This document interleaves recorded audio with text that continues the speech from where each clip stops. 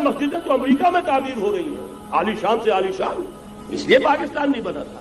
آج بھی مسلمان، میں معذرت سے عرض کر رہا ہوں مولانا سے، آج بھی بھارتی مسلمان کی ایوریج نمازی ہونے کے اعتبار سے پاکستانی مسلمان سے کہیں بہتر۔ آج بھی برقع نظر آ جائے گا تو ہندوستان میں نظر آ جائے گا۔ میں نے اپنی آنکھوں سے دیکھا چند سال پہلے، جب مکہ مسجد حیدرآباد دکن میں 3 دن مسلسل میری تقریریں ہوئی ہیں، 10,000 مرد اور 5,000 خواتین، اور ان میں سے کوئی بغیر برقعے کے نہیں تھی۔ ایک سیلاب نظر آ رہا تھا برقعوں کا کہ جب جلسہ ختم ہوا ہے رات کے 12 بجے 3 دن تک متواضع۔ یہاں کہاں نظر آئے گا برقع آپ کو؟ یہاں تو جس کے پاس 2 پیسے ہو گئے اس نے سب سے پہلے برقع اتار کے پھینک دیا۔ معلوم اچھی طرح سمجھ لیجئے، یہ چیزیں تو وہاں زیادہ ہیں یہاں کی نسبت۔ اصل ضرورت تھی کہ یہاں اس نظام کو قائم کیا جائے، وہ نظام عدل اجتماعی، وہ جس میں حریت ہو، جس میں عام آدمی بھی خلیفہ وقت کو ٹوک سکے۔ یہ کرتا کیسے بن گیا؟ ایک خاتون بھی کھڑی ہو کر دامن پکڑ لے، عمر تمہیں کیا حق ہے کہ ہمارے مہر کے اوپر پابندی لگا رہے ہو، جبکہ اللہ نے نہیں لگائی۔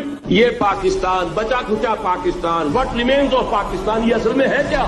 پاکستان نہیں ہے، 4 صدیوں کی تجدیدی مساعی کا حاصل۔ اقبال جیسا مفکر اسی 14ویں صدی ہجری میں، مودودی جیسا مصنف اسی 14ویں صدی ہجری میں، مولانا الیاس جیسا مبلغ رحمہم اللہ، یہ سارے کام یہاں کیوں ہوئے؟ پورا عالم اسلام آزاد ہوا، کہیں نعرہ اسلام کا نہیں لگا، کہیں عرب قومیت پر، کہیں کسی اور عصبیت پر تحریکیں چلی ہیں، صرف تحریک پاکستان تھی کہ پاکستان کا مطلب کیا؟ لا الہ الا اللہ۔ کوئی سبب ہے کہ یہاں قرارداد مقاصد پاس ہوئی، حاکمیت اللہ کی ہے، کہ اکبر نام لیتا ہے خدا کا اس زمانے میں۔ یہ سارا ماضی سامنے رکھیے اور حضور کی دی ہوئی پیشن گوئیوں کا مستقبل سامنے رکھیے، ان دونوں سے ثابت ہوتا ہے اس خطہ ارضی سے کچھ ہونا ہے۔ یہ نہیں میں کہہ سکتا ان ادریہ قریب بعید ما توعدون، یہ میں نہیں کہہ سکتا، یقین کے ساتھ جانتا ہوں کہ آئے گا، لیکن یہ کہ اس کے بعد بھی جو یہودی ورلڈ آرڈر کی نگاہوں میں کھٹک رہا ہے، میں کھٹکتا ہوں دل یزداں میں کانٹے کی طرح، اگرچہ ان کی اسٹریٹجی کیا ہے؟ ایک ایک کر کے ان کے حصے بکھرے کر کے تیا پانچا کرو۔ ابھی وہ بلاک کون سا ہے؟ ایران ہے، افغانستان ہے، پاکستان ہے، اور روسی ترکستان سے آزاد ہونے والی جو ریاستیں ہیں، یہ ایک سالڈ بلاک۔ یہ عجمی مسلمان ہے، عربی نہیں، عربی گئے، یہ نوٹ کر لیجئے، اس لیے کہ عربوں کو اللہ نے فضیلت دی تھی، محمد ان میں سے تھے صلی اللہ علیہ وسلم، یہ رتبہ بلند ملا جن کو مل گیا، لیکن ساتھ ہی اللہ نے دھمکی بھی دے دی تھی سورہ محمد میں، ان تتولوا یستبدل قوما غیرکم، اگر تم پیٹھ دکھا دو گے اس مشن کو جو ہم نے تمہارے حوالے کیا ہے، تمہیں ہٹائیں گے، کسی اور کو لے آئیں گے۔ اور یہ بات ہو چکی ہے 13ویں صدی عیسوی میں، 1258 میں جب سقوط بغداد ہوا ہے، عربوں کے ہاتھ سے عالم اسلام کی قیادت چھین لی گئی۔ اس کے بعد قیادت کن کے ہاتھوں میں آئی؟ ترکوں کے ہاتھ میں، ترکان تیموری ہندوستان میں، ترکان صفوی ایران میں، ترکان سلجوقی مڈل ایسٹ میں، اور ترکان عثمانی کا تو کہنا ہی کیا ہے، وہ ایشیا مائنر سے چل کر آپ کو معلوم ہے کہ مشرقی یورپ کا کتنا بڑا علاقہ، دی گریٹ آٹومان امپائر اس صدی کے آغاز تک قائم تھی۔ اس صدی میں عجیب عجیب معجزے ہوئے ہیں۔ گریٹ آٹومان امپائر جو 3 بر اعظموں پر محیط، نام و نشان ختم۔ The great U S S R, نام و نشان ختم۔ اب تو روس صاحب ایک ملک کی حیثیت سے رہ گئے۔ یہ اس صدی میں 2 ہوا، اور وقت نہیں ہے میں اور آپ کو کیا بتاؤں، اس صدی میں تو بڑے بڑے عجیب عجوبے ہوئے ہیں، بڑی بڑی 2 عظیم جنگیں ہو چکی ہیں، تیسری جو ہے سر پر کھڑی ہے، دور نہیں ہے، جس کو حدیث میں کہا گیا ہے الملحمۃ العظمی، تاریخ انسانی کی عظیم ترین جنگ، اور وہی صلیبی جنگ جس کا آغاز بوسنیا سے ہو چکا ہے۔ وہ تو آپ نے سنا ہوگا اقبال کا شعر، میرے عرب کو آئی ٹھنڈی ہوا جہاں سے، میرا وطن وہی ہے، میرا وطن وہی ہے۔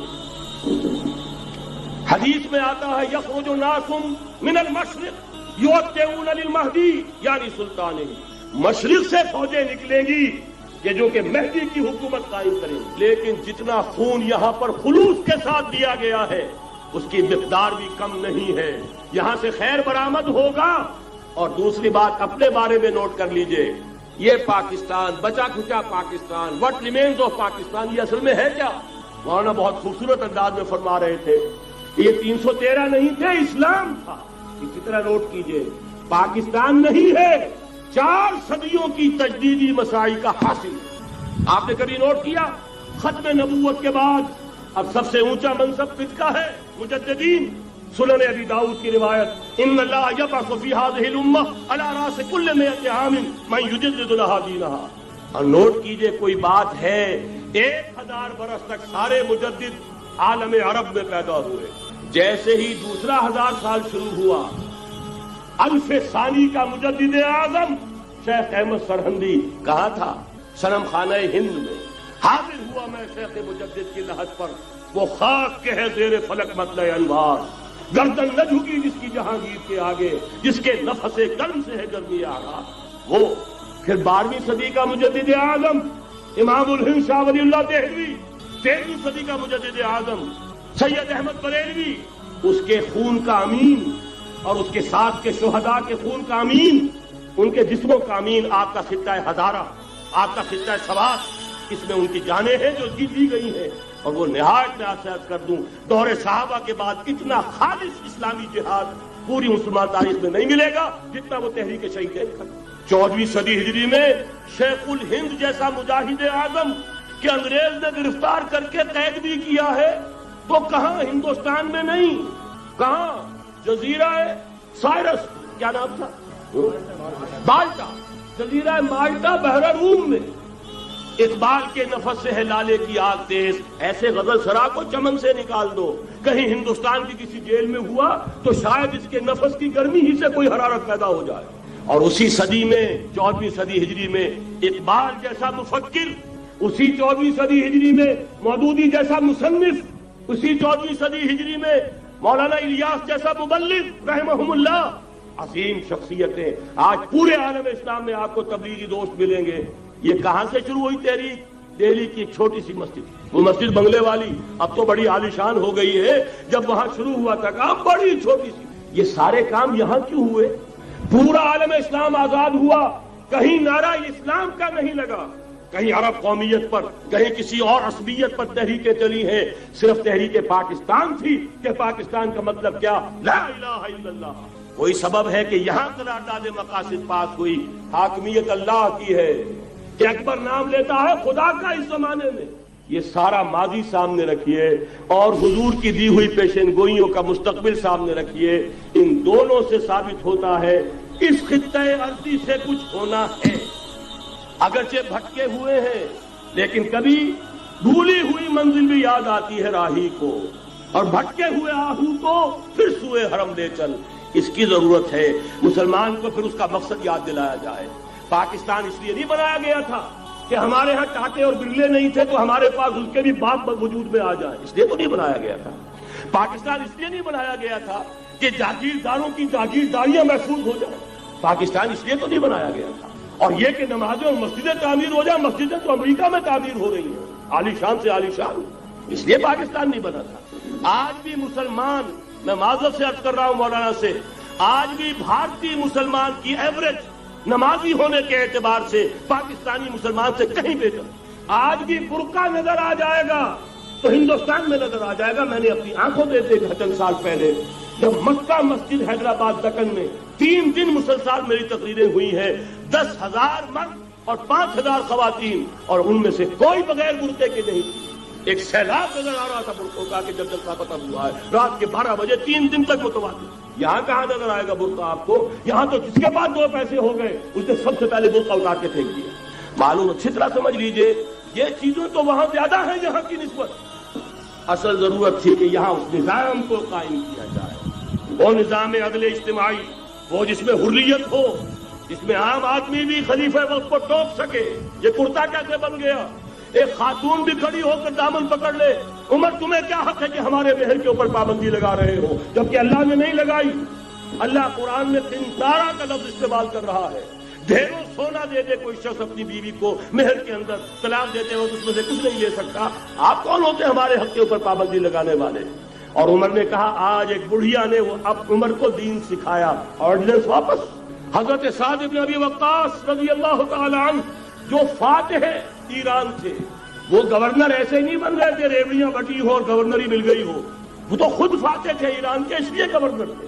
صرف ایک پرچہ پہنچا ہے بارگاہ خلافت میں، حضرت عمر فاروق کے پاس انفارمیشن آئی سعد نے اپنے گھر کے باہر ڈیوڑی بنا لی ہے اور ایک دربان کھڑا کر حضرت بلال کو بھیجا ہے رقعہ دے کر، اور یہ حکم تھا کہ بلال پہلے تو جاتے ہی ڈیوڑی میں آگ لگا دینا، پھر یہ رقعہ دینا میرا۔ اور رقعے میں لکھا ہوا تھا اے سعد لوگوں کو، یہ طالبان کون ہے، کہاں سے آ گئے ہیں؟ کوئی 30 سال پہلے تو ان کا کوئی تذکرہ نہیں تھا۔ ہاں، افغانستان میں طالب علموں کو طالبان کہہ دیا جاتا تھا، اس پہلو سے تو وہ موجود تھے، لیکن طالبان ایک سیاسی یا عسکری قوت کی حیثیت سے کیسے منظر پر آئے؟ اس کے لیے ذرا سرسری سے آپ کو جائزہ لینا ہوگا افغانستان کی تاریخ کے پچھلے 30-35 سالوں۔ افغانستان میں آپ کو معلوم ہے کئی سو سال سے ایک بادشاہی نظام چل رہا تھا، اور اکثر و بیشتر بڑا اطمینان کے ساتھ چل رہا تھا، امن کے ساتھ چل رہا تھا۔ اگرچہ افغانستان کے جو دیہی علاقے تھے ان میں رہنے والوں کی جو اکثریت، عظیم اکثریت ہے، وہ بڑی شدید مذہبی انداز کی تھی، نماز روزہ اور اس پردہ حجاب یہ ان کے کلچر میں شامل ہے۔ یوں سمجھیے کہ یہ مذہب ہونے کا پہلو بعد میں آتا ہے، ان کے کلچر کا جز ہے۔ لیکن یہ ہے کہ جو بڑے شہر تھے، خاص طور پر کابل، وہ پوری طرح ویسٹرنائز ہو چکا تھا بادشاہ کے نام کے تحت۔ جب شاہ ظاہر شاہ آئے تھے ایک دفعہ پاکستان، ان کے ساتھ ان کی بیگم بھی تھی بلکہ، اور وہ سکرٹ پہنے ہوئے تھے، ٹانگیں ان کی ننگی تھی، تو لوگ بڑے حیران ہوئے تھے، افغانستان، افغان بادشاہ کی بیگم جو ہے، افغان ملکہ اس لباس میں۔ لیکن واقعہ یہی ہے کہ کابل جو ہے پورے طور پر ویسٹرنائز تھا، اکثر و بیشتر وہاں پہ جو لوگ نچلے طبقات میں تھے ان کے اندر ظاہر بات ہے کہ مذہب کا وہ جو کلچر ہے ان کا وہ موجود تھا۔ اس کیفیت میں ایک سڈن چینج آئی جب سردار داؤد خان نے تختہ الٹا ظاہر شاہ کا، اور ان کی لیننگز جو ہیں، رجحان جو ہیں، وہ روس کی طرف زیادہ تھے، لیکن یہ کہ وہ کوئی خالص نظریاتی کمیونسٹ نہیں تھے۔ اس کے بعد آپ کو یاد ہوگا یکے بعد دیگرے کئی قتل ہوئے، سردار داؤد کو کسی نے قتل کیا، پھر اس کو کسی اور نے قتل کیا، پھر کسی اور نے قتل کیا، اور اس کے بعد آخر میں کیا ہوا کہ روسی فوجیں اور کرمل جو تھا اس کے ساتھ روسی فوجیں آ گئی۔ تو یہ جو ایک تبدیلی ہوئی ہے، اس کے خلاف جو ہے اسلامی قوتوں کی طرف سے ریزنٹمنٹ آئی، اس لیے کہ اگرچہ ان تبدیلیوں کے دوران کمیونزم جو ہے وہ کم سے کم جو شہری علاقے تھے افغانستان کے، اس میں مضبوط قدم جما چکا تھا۔ پارٹیاں دو تھیں، پرچم اور خلق، لیکن ان دونوں کے درمیان فرق وہی تھا جو رشین ریولیوشن میں مولشوکس اور بولشوکس کا تھا۔ پارٹیاں دو لیکن نظریہ ایک، کمیونزم ایک، قیادتیں دو جدا، دو پارٹیاں۔ اسی طریقے سے ان کی پارٹیاں دو تھیں، آپس میں ان کا جو ہے پاور سٹرگل بھی جاری تھی، لیکن کمیونزم کے اوپر وہ بالکل جو ہے پورے متفق تھے۔ اب یہاں پاکستان میں اس کا جو رد عمل ہوا اس کو سمجھیے، جو بہت صحیح ہوا۔ ابھی جب کہ وہ ریزسٹنس شروع ہوئی تھی اور روسی فوجیں نہیں آئی تھیں، ابھی گویا کہ ایک لوکل فینومینا تھا، گویا کہ سب کچھ جو ہے وہ افغانستان کے اندر، جس کو میلٹنگ پاٹ کہتے ہیں، اسی کے اندر تھا۔ تو اس وقت بھی ظاہر بات ہے کہ کمیونزم کے خلاف مسلمانوں کے اندر اور مذہبی مزاج کے لوگوں کے اندر ایک رد عمل شروع ہوا، ریزسٹنس شروع ہوا، اور ان میں خاص طور پر کالجوں اور یونیورسٹیوں کے طلباء کا حصہ بہت زیادہ تھا۔ یہ لوگ وہ جو ہے یا تو جماعت اسلامی کے زیر اثر تھے، اور یا زیادہ تر جو ہے الاخوان المسلمون کے زیر اثر تھے۔ انہی کے لیڈروں میں حکمت یار تھے، گلمدین حکمت یار، انہی میں احمد شاہ مسعود، اور ان دونوں کی بڑی گہری دوستی تھی، بہت گہرے ایک دوسرے کے ساتھ یہ گویا کہ کامریڈز تھے اور ساتھی تھے۔ پھر استاد ربانی، عبد الرسول سیاف، اس قسم کے لوگ، ان لوگوں نے جو ریزسٹنس موومنٹ شروع کی، تو یہاں بھٹو صاحب نے اس وقت بالکل صحیح قدم اٹھایا۔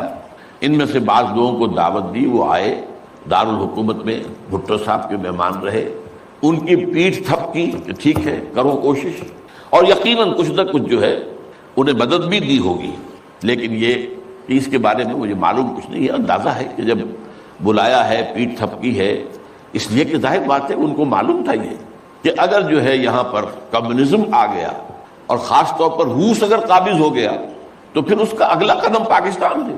گویا کہ وہ جو صدیوں پرانا خواب ہے روسیوں کا، وہ زار کے زمانے کا خواب ہے کہ سائبیرین ریچ جو ہے وہ بہت ہی چاہتا تھا کہ کسی طریقے سے یہ افغانستان اور پاکستان کو رونگتے ہوئے، اور وہ جو ہے بحیرہ عرب، عربین سی اور بحر ہند، انڈین اوشن کے گرم پانیوں تک پہنچ جائے۔ لہذا افغانستان میں قدم جم گئے تو ظاہر بات ہے کہ اس کے بعد اگلا ہدف جو ہے وہ پاکستان ہوگا۔ تو یہ صورتحال تھی کہ جس میں بھٹو صاحب نے جو قدم اٹھایا وہ بالکل صحیح تھا۔ بعد میں جب روسی فوجیں آ گئی. اب ایک ریزسٹنس شروع ہوئی زبردست. ان میں سب سے پہلے ریزسٹنس جو ہے وہ در حقیقت جو جہاد شروع ہوا ہے وہ جہاد فی سبیل الحریت تھا. اس کی بنیاد مذہبی نہیں تھی بلکہ آزادی. اس لیے کہ افغان قوم جو ہے وہ غلام رہنے کی عادی نہیں ہے، اس کے لیے ذہناً تیار نہیں، جذباتی طور پر تیار نہیں. یہ پوری تاریخ کی حقیقت ہے یہ. چنانچہ اسی زمانے میں جب روس کے خلاف جنگ جاری تھی اور جہاد ہو رہا تھا افغانستان میں، تو مارگریٹ تھیچر ایک دفعہ آئی تھی پاکستان کے دورے پر، اور وہ طورخم پر جا کر انہوں نے خطاب کیا تھا کچھ لوگوں سے، جس میں بڑے تاریخی جملے مجھے آج تک یاد ہیں. We learned our lesson and the Russians will also soon learn their lesson. Afghanistan کے بارے میں ہم نے سبق سیکھ لیا تھا. ہم نے بار بار فوج کشی کی اور فتح کیا لیکن اپنا قبضہ برقرار نہیں رکھ سکے. اسی طریقے سے بالفرض اگر روس نے قبضہ کر بھی لیا تو وہ یہاں رہ نہیں سکے گا. یہ سبق جو ہے ہم نے تو سیکھ لیا ہے، روسی بھی سیکھ لیں گے. بہرحال اس وقت جو صورتحال پیدا ہوئی اس میں ایک فیکٹر جو نیا آیا اس کو ذہن میں رکھیے. اس وقت پورے عالم اسلام میں احیاء اسلام اور نفاذ شریعت کا ایک جذبہ پروان چڑھ رہا تھا. یہ جذبہ شروع ہوا ہے کب؟ جب کہ کولونیل رول کا بستر طے ہونا شروع ہوا. یہ یورپین جو پاورز تھی انہوں نے اپنا بستر رول کرنا شروع کیا. تو جیسے جیسے مسلمان ممالک آزاد ہوئے ان کو یاد آیا، جیسے آدمی کو نیند سے اٹھے تو یاد آیا کہ میں نے کوئی خواب دیکھا تھا. یاد آیا کہ ہمارا بھی تو ایک نظام ہوتا تھا نا، یا انگریزوں کے آنے سے پہلے، یا ولندیزیوں کے آنے سے پہلے، یا فرانسیسیوں کے آنے سے پہلے، یا اطالویوں کے آنے سے پہلے، یا اسپینیئرز کے آنے سے پہلے. یہ آخر ہمارا ایک نظام تھا، تو اب ہم اس نظام کو دوبارہ قائم کریں. یہ ایک جذبہ تھا، اگرچہ مبہم تھا، واضح نہیں تھا. اور یہ کہ آج کے دور میں اسلامی نظام کیا ہوگا، کیسے ہوگا، اس کے کوئی واضح تصورات نہیں تھے، لیکن جذبہ موجود تھا. اسی کو علامہ اقبال نے جو ہے ابلیس کی زبان سے کہلوایا ہے، وہ ابلیس کی مجلس شورا میں، کہ ہے اگر کوئی خطر مجھ کو تو اس امت سے ہے، نہ مجھے جمہوریت سے کوئی اندیشہ ہے. ہم نے خود شاہی کو پہنایا جمہوری لباس، یہ تو ہم نے خود ہی اس کو ایک لباس اڑا دیا ہے شاہی کو، اور اسے جمہوریت کا رنگ دے دیا ہے. وہ انڈیویجول ساورنٹی کی بجائے پاپولر ساورنٹی، کلیکٹیو ساورنٹی، وہ شرک جو کا تو ہے، کفر جو کا تو ہے. اور نہ مجھے اشتراکیت سے کوئی اندیشہ ہے. کب ڈرا سکتے ہیں مجھ کو اشتراکی کوچہ گرد؟ ہاں ہے اگر کوئی خطر مجھ کو تو اس امت سے ہے جس کی خاکستر میں ہے اب تک شرار آرزو. یہ جو جذبہ تھا اور یہ جو تڑپ تھی، یہ اگرچہ پورے عالم اسلام میں تھی لیکن کہیں بھی اس کی کوئی کامیابی کی صورت نظر نہیں آ رہی تھی. جذبہ موجود تھا. اس وقت ایسا ہوا کہ جہاد افغانستان کو ایک تو اس جذبے نے سپورٹ کیا، اور یہ جذبہ کھنچ کر آیا کہ شاید ہاں افغانستان کے اندر اب یہ کام عملاً ہو جائے گا. اس لیے پوری دنیا سے لوگ آئے، والنٹیئرز آئے، انہوں نے جانیں دی، انہوں نے وہاں پر محنتیں کی. اپنے کوئی انڈونیشیا سے چلا آ رہا ہے، کوئی برما سے چلا آ رہا ہے، کوئی فلسطین سے چلا آ رہا ہے، کوئی فلپائن سے چلا آ رہا ہے، کوئی تھائی لینڈ سے چلا آ رہا ہے، کوئی سعودی عرب سے چلا آ رہا ہے، کوئی مصر سے چلا آ رہا ہے، کوئی لیبیا سے چلا آ رہا ہے، کوئی چیچنیا سے چلا آ رہا ہے. یہ سارے لوگ آئے وہاں، اس لیے کہ جذبہ یہ کہا گیا کہ یہ جہاد فی سبیل اللہ ہے. میں واضح کر چکا ہوں کہ میرے نزدیک وہ جہاد فی سبیل اللہ نہیں تھا.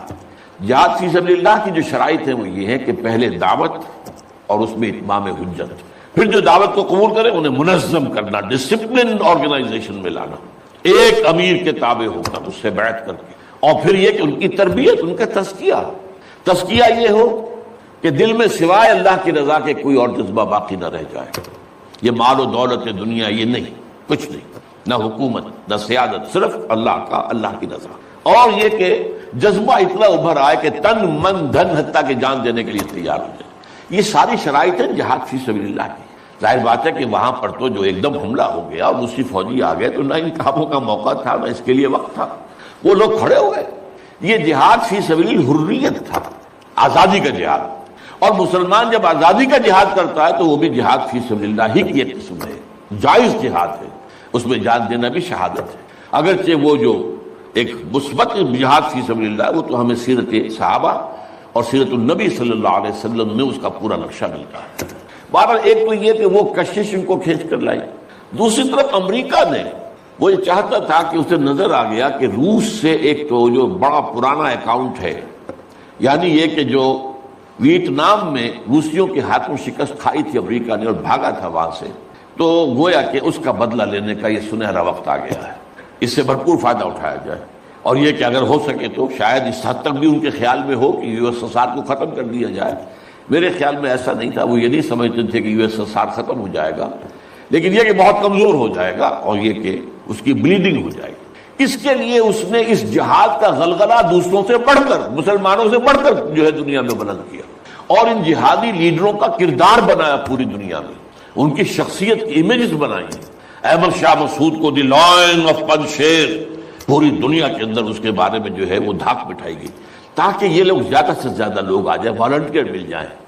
ہمارا آدمی تو کوئی نہیں مرے گا، ہم تو پیسے دیں گے اور ہتھیار دیں گے، مریں گے یہ مسلمان مریں گے، چاہے وہ افغان ہیں چاہے باہر سے آنے والے ہیں۔ تو وہ جو غلغلہ جہاد کا تھا، اور اس میں گویا کہ ایک طرح سے امریکہ کے اس ایجنڈے کو نہ جانتے ہوئے نہ سمجھتے ہوئے گویا کہ لا علمی میں جو تقویت پہنچائی وہ ایسے لیڈروں نے جن میں بن لادن بھی ہیں، وہ جہاد کے لیے لوگوں کو کھینچ کر علم باری سے لے کر آئے، ان میں عبداللہ ابن عزام بھی تھے شہید رحمۃ اللہ علیہ، انہی میں عمر عبد الرحمن ہے جس وقت امریکہ کی جیل میں پڑے ہوئے۔ یہ سب لوگ کیا تھے؟ جہاد کے نام پر دنیا سے لوگوں کو لے کر آ رہے تھے، اور اس میں گویا کہ نہ جانتے ہوئے ان نوئنگلی وہ امریکہ کے اعلی کار بن رہے تھے۔ بہرحال اس میں نتیجہ جو نکلا، مجاہدین جب مجاہدین کو فتح ہو گئی، ظاہر بات ہے اس میں دونوں فیکٹرز ان میں رکھیے، صرف مجاہدین کی سرفروشی اور جانفشانی نہیں، امریکہ کے ہتھیار نے یقیناً اس میں ایک بڑا ڈیسائسو رول پلے کیا، خصوصاً تازہ ترین ہتھیار اسٹنگر میزائل جسے دنیا جانتی نہیں تھی وہ دے دیا، اور اصل میں جو روسی فوج جو ہے دل برداشتہ ہو کر بھاگی ہے، اس میں اسٹنگر میزائل کا بہت بڑا دخل تھا، کیونکہ ان کا سب سے بڑا ہتھیار تھا جو وہ گن شپ ہیلی کاپٹرز لے کر آتے تھے، اور وہ ظاہر بات ہے جہاں پہاڑوں کے اوپر بھی مورچے لگائے ہوئے تھے وہاں ظاہر بات ہے ٹینک تو نہیں پہنچ سکتے تھے، کوئی اور بمباری وہاں کرنا مشکل تھی، تو یہ گن شپ بڑے جہازوں سے بہت نیچے آ کر بمباری بھی ممکن نہیں تھی، تو گن شپ ہیلی کاپٹر سے جو بمباری وہ کرتے تھے، فائرنگ کرتے تھے، وہ ان کا سب سے بڑا ہتھیار تھا، اور اس کو بالکل ختم کر کے رکھ دیا اسٹنگر میزائل۔ کہ میزائل آپ نے داغا ہے تو وہ یہ نہیں ہے کہ ہدف سے اگر نہ لگے ہدف پر تو ادھر ادھر ہو جائے گا، نہیں، جدھر وہ ہدف جائے گا اس کا پیچھا کرے گا، اس کے پیچھے پیچھے جائے گا، جدھر وہ مڑے گا ادھر وہ مڑ جائے گا۔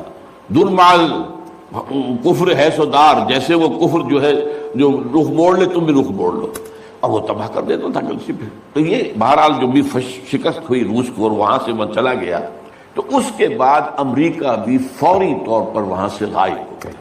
اس نے مجاہدین کے اندر گروپ بندی، باہمی کشاکش، یہاں تک کہ باہمی دشمنی کے بھی بیج بو دیے تھے، اور اس میں آئی ایس آئی بھی رول اس نے پلے کیا ہے۔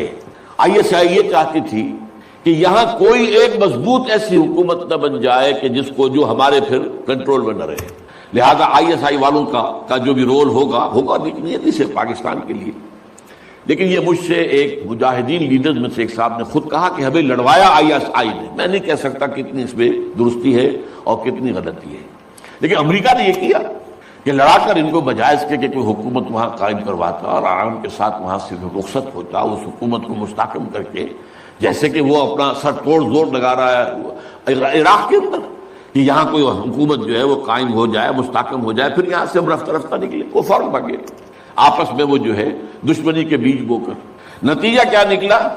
وہ جہاد فی سبیل اللہ، فساد فی سبیل اللہ بدل گیا۔ وہ تباہی آئی ہے افغانستان پر جو پہلے نہیں آئی تھی، روسیوں کے ہاتھوں نہیں آئی تھی، خاص طور پر کابل میں۔ اصل تباہی و بربادی جو خانہ جنگی سے آئی ہے، اور اس کا ایک اور نتیجہ یہ نکلا کہ مختلف علاقوں میں وارڈ لارڈز نے اپنی چھوٹی چھوٹی حکومتیں ریاستیں قائم کر لی۔ وارڈ لارڈز، ہتھیار ان کے پاس ہیں، اور وہ ہتھیار جو ہیں اس جنگ کے اندر امریکہ کے دیے ہوئے ان کے پاس بہت کافی جو ہے ابھی موجود تھے، ان کا اسلحہ خانہ تھا۔